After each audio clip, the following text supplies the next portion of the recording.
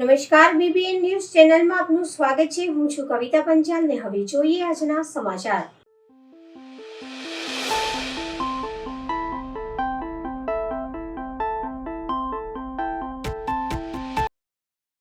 માંજલપુર વિસ્તારમાં ગણેશજીની પ્રતિમાને સામાજિક ઇસમો દ્વારા ગણેશજીની મૂર્તિઓને ખંડિત કરવામાં આવી। મુંબઈ બાદ ઉજવાતો વડોદરામાં ઉત્સવ એટલે ગણેશ ઉત્સવ પણ ખૂબ જ ધામધૂમથી ઉજવવામાં આવે છે। ત્યારે ગણેશોત્સવની હવે ગણતરીના દિવસો બાકી રહ્યા છે, ત્યારે મૂર્તિ કલાકારો તૈયારીઓમાં લાગી ગયા છે। જ્યારે વડોદરા શહેરમાં ગત મોડી રાત્રે અસામાજિક ઇસમો દ્વારા ગણપતિની પ્રતિમાને ખંડિત કરવામાં આવી છે। ઘટનાની જાણ કારીગર અને ગણેશ મંડળોમાં થતાં તેઓ ઘટના સ્થળે દોડી ગયા હતા અને 8થી વધુ ગણેશજીની પ્રતિમાઓને નુકસાન પહોંચાડ્યું છે। આ ઘટનાની જાણ કરવામાં આવી। વધુમાં મૂર્તિકારે જણાવ્યું કે આજે માંજલપુર જોગણી માતા મંદિરની સામે આત્મીય ધામ, એક બાજુ લક્ષ્મીનારાયણ મંદિર છે, અહીંયા ભાતુજી દાદાનું મંદિર છે, ત્યાં વચ્ચે એક ગરીબ પરિવાર જે વ્યાજ પર પૈસા લાવીને પોતાનું ગુજરાન ચલાવવા માટે મૂર્તિનું કામ શરૂ કરવા અહીંયા આગળ કામ શરૂ કર્યું અને સમજો કે એમને કદાચ કામ શરૂ કરવામાં 2 મહિના પણ નહીં થયા ત્યારે એમની મૂર્તિ કોઈ અચાનક અહીંયા 4-5 જણ ગઈ રાતે અહીંયા આવીને મૂર્તિઓ આખી તોડીને ભૂકા કરી નાખી। તો સવારે મારા પર ફોન આવ્યો એમનો કે બાપુ આવું થયું છે અને મારા ઘરે પણ આવ્યા। પછી મારો ભત્રીજો મેં કીધું એ બધા ગયા અને પછી મેં પણ આવ્યો। ત્યાર પછી જોયું તો અહીં રિયલ એકદમ મૂર્તિઓ બધી તોડીને પગથી કૂચલેલી છે। તો મેં કહેવા માંગીશ, આ સંસ્કારી નગરી, આપણા વડોદરા સંસ્કારી નગરીમાં જો આવું કૃત્ય થતું હોય તો એક શરમજનક છે। અને માંજલપુર એ પણ માંજલપુર, કેમ કે અત્યારે ગણપતિનો તહેવારનો માહોલ છે, ત્યારે છોકરાઓ 6 મહિનાથી એડવાન્સમાં પ્લાનિંગ કરતા હોય, પણ છતાંય જો આવામાં થાય તો આ છોકરાઓને જે મૂર્તિઓનો ઓર્ડર આપ્યો છે અને એમની અડધી મૂર્તિઓનું કામ ચાલુ થઈ ગયું છે, જો એમને શું જવાબ આપશે આ ગરીબ પરિવાર? તો એ બી એક ચિંતાનો વિષય છે। અને મને એવું લાગી રહ્યું છે કે આપણી જે અત્યારે વડોદરામાં શાંતિ છે એ શાંતિ દોરવાનો કોશિશ કદાચ કર્યો હોય। અને બીજું ખાસ કહીશ કે જે આ ગરીબ પરિવાર છે એમનું બહુ મોટું નુકસાન થયું છે, તો દરેક ગણેશ મંડળોને મેં હાથ જોડીને રિક્વેસ્ટ કરીશ કે અમને બને એટલી મદદ કરજો। અમે અમારા તરફથી જેટલી બી મદદ થશે એટલી અમે કરવાના છે, પણ તમે પણ ગણેશ મંડળોને બી ફરીવાર રિક્વેસ્ટ છે કે આમના માટે કંઈ મદદ કરજો। શ્રીરંગ રાજેશ આહિરે અને જે Sainath education and charitable trust દ્વારા વોર્ડ નંબર 9 વિસ્તારમાં ક્ષમતા વિસ્તારમાં આવેલું અક્ષર એપાર્ટમેન્ટ અને મહાદેવ મંદિર, લક્ષ્મીનગર અને દર્પણ વાટિકા અંબે માતાના મંદિર ખાતે નિઃશુલ્ક નોટબુક વિતરણનો કાર્યક્રમ યોજાયો હતો। વડોદરા શહેરમાં ભારતીય જનતા પાર્ટીના યુવા કાઉન્સિલર શ્રીરંગ રાજેશ આહિરે દ્વારા જય સાઈનાથ એજ્યુકેશન એન્ડ ચેરિટેબલ ટ્રસ્ટના માધ્યમથી સમયાંતરે નાગરિકોને મદદરૂપ થવાના હેતુ સાથે સેવાકીય કાર્યો કરવામાં આવે છે। દર વર્ષની જેમ આ વર્ષે પણ આજે વડોદરા શહેરના ક્ષમતા ખાતે વોર્ડ નંબર 9 વિસ્તારમાં ભારતીય જનતા પાર્ટીના યુવા કાઉન્સિલર શ્રીરંગ રાજેશ આહિરે અને જય Sainath education and charitable trust દ્વારા જરૂરિયાતમંદ બાળકો વિના મૂલ્યે નોટબુક વિતરણનો ક્ષમતા વિસ્તારમાં કાર્યક્રમ યોજાયો હતો અને જેમાં ખાસ ઉપસ્થિતિમાં વોર્ડ નંબર 9ના કાઉન્સિલર શ્રીરંગ રાજેશ આહિરે તથા પૂર્વ કાઉન્સિલર રાજેશભાઈ આહિરે અને સાઈનાથ એજ્યુકેશન ચેરિટેબલ ટ્રસ્ટના તમામ સભ્યોની હાજરીમાં નોટબુક વિતરણ કાર્યક્રમ યોજાયો હતો। એજ્યુકેશન ચેરિટેબલ ટ્રસ્ટ સાથે શ્રીરંગ રાજેશ આહિરે તરફથી તમે જુઓ છો કે દર વખતે કહીને જન્મથી મૃત્યુ સુધીનું સાઈનાથ એજ્યુકેશન દરેક સેવાઓ કરતી હોય છે અને ખાસ કરીને વોર્ડ નંબર 9ના જે અમારા જે વિદ્યાર્થીઓ છે એવા વિદ્યાર્થીઓ આપણે જાણીએ કે મોંઘવારીની અંદર એક ચોપડો 40 રૂપિયાના ચોપડા હોય, આજે દરેક વિદ્યાર્થીઓને 6 ચોપડાઓ 6 નોટબુકો આપવામાં આવે છે, કારણ કે અમારા વિસ્તારની અંદર લોકો અમને ખૂબ પ્રેમ આપીએ છીએ। દર વખતે કંઈ ને કઈ રીતના અમે સુખમાં હોઈએ, દુઃખમાં હોઈએ, હર હંમેશા અમારી સાથે રહેતા હોય છે। તો એમની જોડે પણ એ ભણતરનો વિષય હશે, ક્રિકેટનો વિષય હશે, ગૌરી વ્રતનો વિષય હશે, ગણપતિ હશે, નવરાત્રિ હશે, સાથે નગર સેવક તરીકે નળ ગટર રસ્તાનો વિષય હશે। દરેક વસ્તુની અંદર લોકોની સાથે રહેવું, કારણ કે આપણે જાણીએ છીએ કે આ ભાડાની દુકાન છે, ખાલી જ કરવાની છે, આજે નહીં તો કાલે ખિસ્સું ખાલી લઈને આવ્યા હતા અને ખિસ્સું ખાલી કરીને જ જવાના છે. આ કોઈ ખિસ્સા વગરની દુનિયા છે. તો આપણાથી જેટલું બી અપેક્ષિત વગર સમર્પિત થઈને લોકો સુધી પહોંચી લોકોના માટે કેવી રીતના ઉપયોગ બને એ સાઈનાથ ટ્રસ્ટનો એક એજ્યુકેશનનો એક નિયમ છે. સમગ્ર ટીમ દ્વારા તમે જુઓ કે દરેક યુવાનો આજે અક્ષર એપાર્ટમેન્ટ છે, અમે લક્ષ્મીનગર છે, તમે જુઓ કે હાર્દિક એપાર્ટમેન્ટ છે, પેરાડાઇઝ છે, સૂર્યકિરણ છે, અમારા બધા જ આજુબાજુના હાઉસિંગ બોર્ડના મધ્યમ વિસ્તારના લોકો છે. અને આવી મોંઘવારીની અંદર જ્યારે આ દીકરાઓને 6 ચોપડાઓ નોટબુકો મળે તો એમના માટે વધારે નહીં પણ એક ભણવા માટે એમને મોટિવેશન આપવામાં આવે છે. એવી રીતના તેજસ્વી તારલાનો પણ અમે કાર્યક્રમ કર્યો. આવા 1 લાખ વિદ્યાર્થીઓ સુધી ઘરે સુધી બને ત્યાં સુધી લોકોને અમે કહીએ છીએ ફક્ત એક ફોર્મ ભરો અને તમે અમારા ત્યાંથી નોટબુક લઈ જાઓ. તો આ જ અમારે કારણ કે લોકોના ભરોસા અને વિશ્વાસ પર જ અને ભણશે ગુજરાત તો વધશે ગુજરાત. આ કારણ કે રાષ્ટ્રનું ભાવિ છે. વિદ્યાર્થીઓને મોટિવેશન આપવું એક વધારે નહીં પણ અમારા વિસ્તારના લોકો જેટલા બને એટલા એટલે 1 લાખ લોકો સુધી અમે પહોંચવાનો પ્રયત્ન કર્યો છે. આ વખતે કદાચ 1 થી 1.5 લાખ પણ થાય તો એની પણ સૌનો અમે આભાર માનીએ છીએ. આજે લક્ષ્મીનગર સાથે હવે દર્પણ વાટિકાના એવી રીતના અલગ અલગ સોસાયટીઓમાં જઈને ડોર ટુ ડોર અમે નોટબુકનું વિતરણ કરી રહ્યા છે. વંદે માતરમ, ભારત માતા કી જય. આજરોજ જેવી રીતે અમે દરેક વિસ્તારની અંદર જઈને નોટબુક વિતરણનો કાર્યક્રમ કરતા હોઈએ છીએ એવી જ રીતે અમારા ગુજરાત હાઉસિંગ બોર્ડની અંદર આવેલું આપણે જોયું કે અક્ષર એપાર્ટમેન્ટ છે, શ્રીજી છે, નારાયણ છે, એવી જ રીતે અત્યારે અમે લોકો આવ્યા છે અમારા વિસ્તારના જે લક્ષ્મીનગર છે એટલે કે પેરેડાઇઝ છે, લક્ષ્મીનગર છે, મયુર પાર્ક છે, નિર્મલ છે, એવી રીતે શ્રેયસ એપાર્ટમેન્ટ છે. આ તમામ એપાર્ટમેન્ટોની અંદર જે હાઉસિંગ બોર્ડના મકાનો છે એ તમામ જગ્યાએ જે વિદ્યાર્થીઓ છે જેમને અમારા કાર્યાલય પર આવીને જેમને ફોર્મ લઈને ફોર્મ ફિલ કરીને આજના દિવસે તે લોકો અહીંયા નોટબુક લેવા માટે આવ્યા છે એ તમામ બાળકોને તેમના પેરેન્ટ્સોનો અમે ખૂબ ખૂબ આભાર માનીએ છીએ કે તેઓ મોટી સંખ્યામાં અમે દર વખતે અમારા પર વિશ્વાસ આપતા હોય છે. એવી જ રીતે આ વખતે વિશ્વાસ સાથે તમામ લોકો મોટી સંખ્યામાં અહીંયા અમારી સાથે જોડાયા છે. એવી જ રીતે વાત કરું કે ઇલેક્શન વોર્ડ નંબર 9ની અંદર કોઈપણ આ નોટબુક વિતરણના કેમ્પથી બાકી રહી જતું હોય તો તેમના સોસાયટીના મુખ્ય આગેવાનો હોય અથવા તો સોસાયટીના મુખ્ય પ્રમુખો હોય, સાથે તેમના ભજન મંડળ છે, ગણપતિ મંડળ છે, તેમના કોઈપણ મુખ્ય આગેવાન આવીને અમારા ઓફિસ પર રજિસ્ટ્રેશન કરાવે.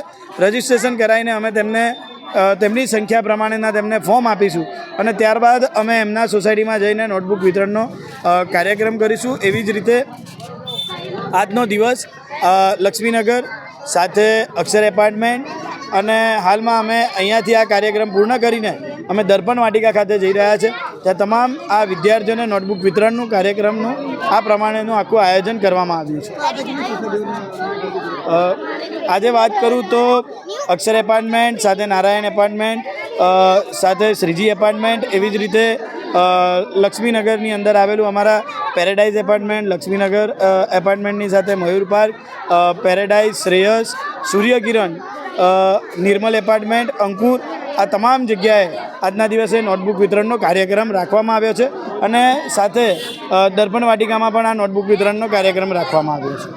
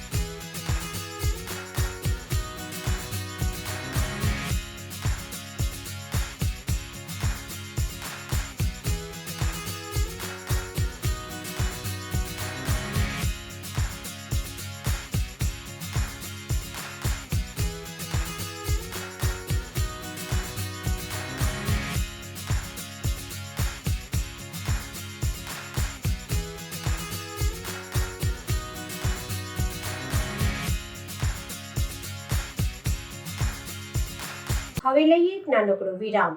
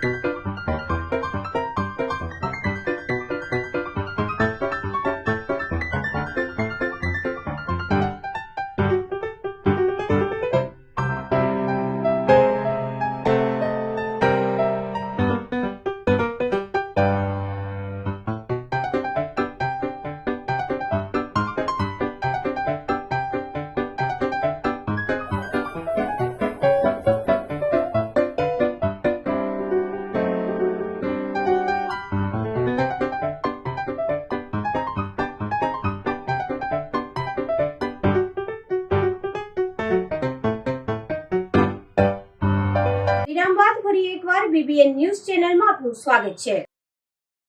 નેત્રંગ અંકલેશ્વર સહિતના માર્ગો નવીનીકરણના 6 મહિનામાં જ બિસ્માર બન્યા છે, જેને લઈને કોંગ્રેસનું ચક્કાજામ. નેત્રંગના કવચિયાથી મોવી, રાજપીપળા, નેત્રંગ અંકલેશ્વર સહિતના માર્ગો નવીનીકરણના 6 મહિનામાં જ બિસ્માર બન્યા છે. માર્ગના ભ્રષ્ટાચાર થયા હોવાના આક્ષેપ સાથે નેત્રંગ કોંગ્રેસ દ્વારા ઉગ્ર આંદોલનની ચીમકી ઉચ્ચારવામાં આવી હતી. જોકે આ બાબતે કોઈ કાર્યવાહી કરવામાં ન આવતા આજે બેનરો સાથે કોંગી અગ્રણી શેરખાન પઠાણ સાથે અન્ય અગ્રણીઓ અને કાર્યકરો 4 રસ્તા ખાતે ઉમટી પડ્યા હતા અને ચક્કાજામ કરતા પોલીસ દોડતી થઈ હતી. પોલીસ અને કોંગીજનો વચ્ચે ઘર્ષણ પણ સર્જાવા પામ્યું હતું, જે બાદ શેરખાન પઠાણ સહિત અન્યોની ડિટેન કરી મામલો થાને પહોંચાડ્યો હતો. કોંગી અગ્રણી શેરખાન પઠાણ આ રોડના કામમાં અધિકારીઓ, કોન્ટ્રાક્ટરો, પેજવડના ફાળવવા આવેલ ₹5 કરોડ ખાઈ ગયા હોવાના આક્ષેપ સાથે લોકાર્પણ કરનાર નેતાઓ, ભ્રષ્ટાચારી કોન્ટ્રાક્ટર અને અધિકારીઓ સામે પોલીસ ફરિયાદ કરે તેવી માંગ કરી. કાર્યવાહી નહીં થાય તો આ રીતે આંદોલન કરતા રહેવાની ઓન ચીમકી ઉચ્ચારી હતી. ભરૂચ જિલ્લામાં મનરેગા કૌભાંડ બાદ હવે રોડ રસ્તાના કામોમાં ભ્રષ્ટાચારની ફરિયાદો ઊભી થઈ રહી છે, ત્યારે કોઈ કાર્યવાહી થાય છે કે નહીં, કેમ તે જોવાનું રહ્યું. એટલી બધી ખરાબ પરિસ્થિતિમાં લોકો અહીંયા આ રસ્તાની ઉપર સ્કૂલો જતા વિદ્યાર્થીઓ હોય, કોલેજ હોય, હોસ્પિટલ હોય, 108 હોય, ઇમરજન્સીમાં જતા બધા જ લોકોને તકલીફો પડે. 55 કરોડ કરતા વધુ રકમનો આ રસ્તો આપણો અંકલેશ્વરનો વાલિયાથી અંકલેશ્વર ફાઇનલ એના પૈસા પણ આ લોકોએ લઈ લીધા. એક બાજુ રસ્તો બને, બીજી બાજુ તૂટી જાય. આ કોઈને ખબર ના હોય એટલે આપણે બધાને જાણ કરી આવ્યા. અને વાલિયાથી નેત્રંગ સુધીનો તો બિલકુલ રસ્તો ખરાબ, એકદમ હલકી ગુણવત્તાનું મટીરિયલ આ લોકોએ વાપરેલું છે. જે લોકો મોટા ઉપાડે અને ખાતમુહૂર્તો તો કરી ગયા. અમે કોઈના નામમાં પડવા નથી માંગતા, પણ એ લોકોએ ક્યારે પણ આ રસ્તાની વિઝિટ કરેલી હોય તો હું એવું કહેવા માંગુ કે એમણે જાતે જ આ એજન્સી પર ને અધિકારીઓ પર FIR કરાવી જોઈએ. જે કોઈ પણ આગેવાન હોય, ધારાસભ્ય હોય, જિલ્લા પંચાયત, તાલુકા પંચાયત જે કોઈ પણ હોય તેણે આ એજન્સી ઉપર FIR કરવી જોઈએ કે આ રસ્તો તૂટી ગયો છે. એવો જ આપણો આ બીજો કવચિયાથી મોવી રાજપીપળાવાળો રસ્તો છે. આજે પોલીસવાળા અહીંયા આવેલા છે, એમની ગાડીઓ પણ આ ખાડામાં પડેલી છે, પણ અમે અમારી ઘરે એનાથી ખોટા છે.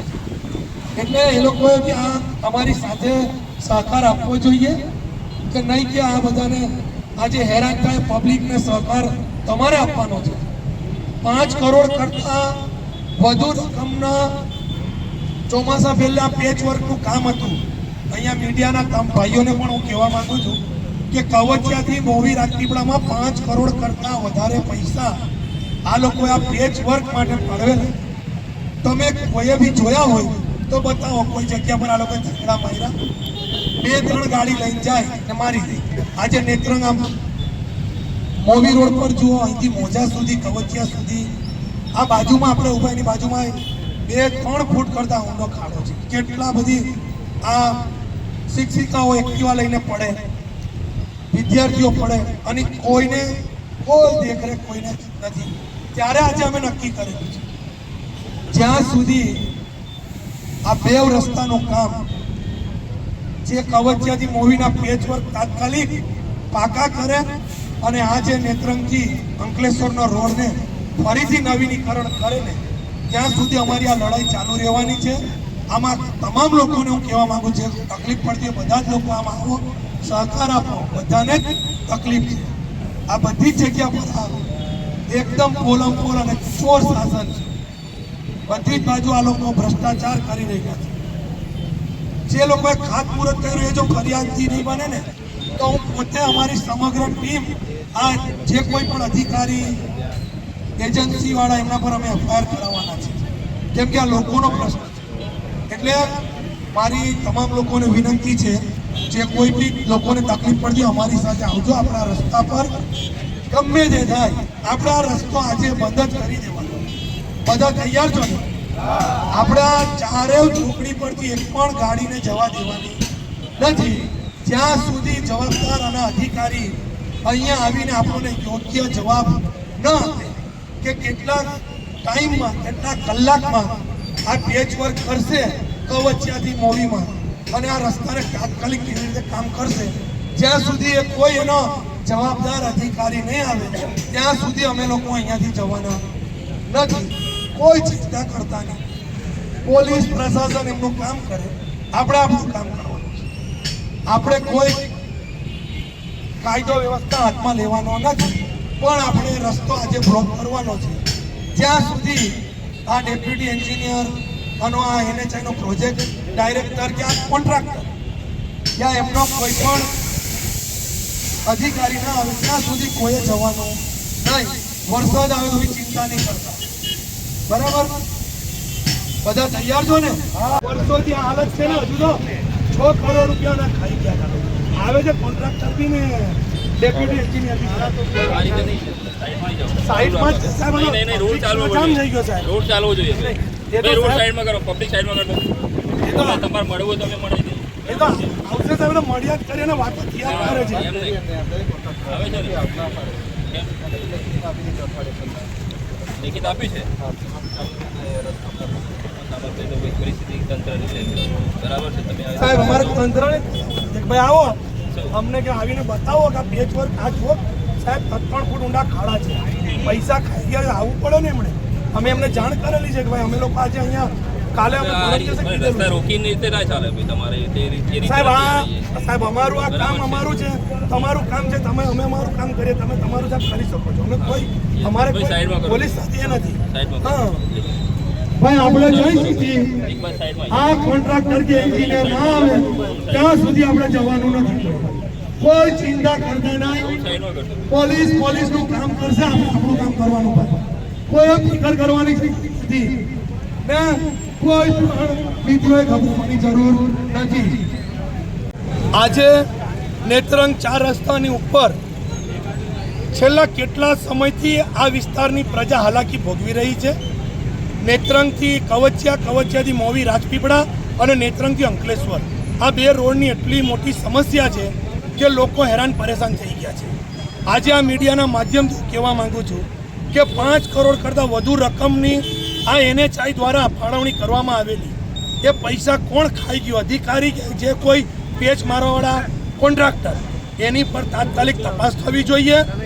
અને નેત્રંગથી અંકલેશ્વર 55 કરોડ કરતાં વધુની રકમ જે આ વિસ્તારની ઉપર આ રસ્તો ફાળવવા માટે સરકાર દ્વારા આ ગ્રાન્ટ ફાળવવામાં આવેલી, આ કોન્ટ્રાક્ટર અને અધિકારીઓની મિલીભગતથી આ રસ્તો 15 દિવસમાં તૂટી ગયો છે.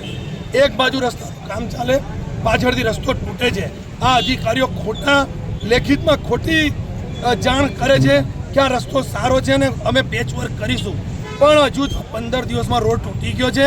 તમે જુઓ, સાઇડ શોલ્ડરિંગમાં માટી નાખેલી છે, કોરિસ્પોલ કે GSB નાખવામાં આવે, નાખ્યો નથી. તાત્કાલિક જે કોઈ પાર્ટીના લોકોએ આ રસ્તાની ઉપર ખાતમુહૂર્ત કરેલા, હું એમને આજે મીડિયાના માધ્યમથી કહેવા માંગુ છું કે સાહેબ, તમે જો આ રોડની ઉપર ખાતમુહૂર્ત કર્યા પછી એક પણ વખત વિઝિટ કરી હોય તો આની ઉપર તમે FIR કરો. તમે આ કોન્ટ્રાક્ટર અને અધિકારીઓ પર FIR કરી ને એમને સબક શીખવાડો. આજે હું ફરી મીડિયાના માધ્યમથી કહેવા માંગુ છું, તાત્કાલિક આ બે રસ્તાની ઉપર તપાસ બેસાડી અને એની ઇન્ક્વાયરી કરાવો. જો તાત્કાલિક આ પેચવર્કના રસ્તાનું નવીનીકરણ નહીં થાય તો આ લડાઈ ચાલુ રહેશે, રસ્તા રોજ રહેશે અને તમામ કચેરીને તાળાબંધી કરવામાં આવશે. ભરૂચમાં આસિસ્ટન્ટ કલેક્ટર તરીકે નિયુક્ત થયેલા નેહા બાયડવાલ માત્ર 24 વર્ષની વયે દેશના સૌથી યુવા IAS બન્યા. દેશની સૌથી યુવા IAS નેહા બાયડવાલે આ વાતનો અહેસાસ ત્યારે થયો જ્યારે તેમને UPSC સિવિલ સર્વિસ પરીક્ષા CSEમાં પહેલા પ્રયાસમાં નિષ્ફળ ગયા. દેશની સૌથી મુશ્કેલી પરીક્ષાઓમાંથી એકના આગામી પ્રયાસની તૈયારી કરતી વખતે તેમને સોશિયલ મીડિયાથી દૂર રહેવાનું અને 3 વર્ષ સુધી મોબાઈલ ફોનના ઉપયોગ પર પ્રતિબંધ મૂકવાનું નક્કી કર્યું. રાજસ્થાનના જયપુરમાં જન્મેલા પરંતુ છત્તીસગઢમાં ઉછરેલા નેહા બાયડવાલનું શાળાકીય શિક્ષણ જયપુરમાં શરૂ થયું અને પછીથી તે ભોપાલની કિડઝી હાઈસ્કૂલમાં ગયા. તેમના પિતાની સરકારી નોકરીના સ્વભાવને કારણે IAS નેહાને વારંવાર શાળા બદલવી પડતી અને તેમણે DPC કોરબા અને પછી છત્તીસગઢના DCP બિલાસપુરમાં પોતાનો અભ્યાસ પૂર્ણ કર્યો. તેઓના પિતા શ્રવણકુમાર એક વરિષ્ઠ આવકવેરા અધિકારી છે અને દેશ અને તેના લોકો પ્રત્યેની તેમની સેવાએ તેમને IAS અધિકારી બનવા માટે પ્રેરણા આપી. શિક્ષણ પૂર્ણ કર્યા પછી નેહા બાયડવાલ UPSC CSE માટે તૈયાર કરી શરૂઆત કરી હતી. જોકે સફળતાનો માર્ગ અનેક અડચણોથી ભરેલો હતો કારણ કે તેમના પહેલા 3 પ્રયાસમાં પરીક્ષા પાસ કરી શક્યા ન હતા. આ સમયગાળા દરમિયાન પોતાનો બધો સમય સિવિલ સર્વિસિંગ પરીક્ષાઓની તૈયારીઓમાં સમર્પિત કર્યો અને મિત્રો અને સંબંધીઓથી પણ દૂર થઈ ગયા. IAS નેહાએ UPSC સિવિલ સર્વિસ પરીક્ષામાં કુલ 960 ગુણ મેળવ્યા, જેમાં ઇન્ટરવ્યૂમાં 151 ગુણનો સમાવેશ થાય છે. UPSC સફળતા પછી નેહા બાયડવાલ સોશિયલ મીડિયા પર એક પ્રકારના સેલિબ્રિટી બની ગયા છે અને ઇન્સ્ટાગ્રામ પર તેમને 99,000થી વધુ ફોલોવર્સ થઈ ગયા છે. જ્યારે તેઓ ઘણીવાર UPSC ઉમેદવારોને મુશ્કેલી પરીક્ષા માટે કેવી રીતે તૈયારી કરવી તે અંગે ટિપ્સ આપે છે. હાલ તેઓની પ્રોફેશનલ કલેક્ટર તરીકે ભરૂચમાં નિમણૂક કરવામાં આવી છે. નેત્રંગ મામલતદાર કચેરી ખાતે મામલતદાર શ્રી રીતેશ કોકણીના અધ્યક્ષસ્થાને સિવિલ ડિફેન્સની તાલીમનું આયોજન.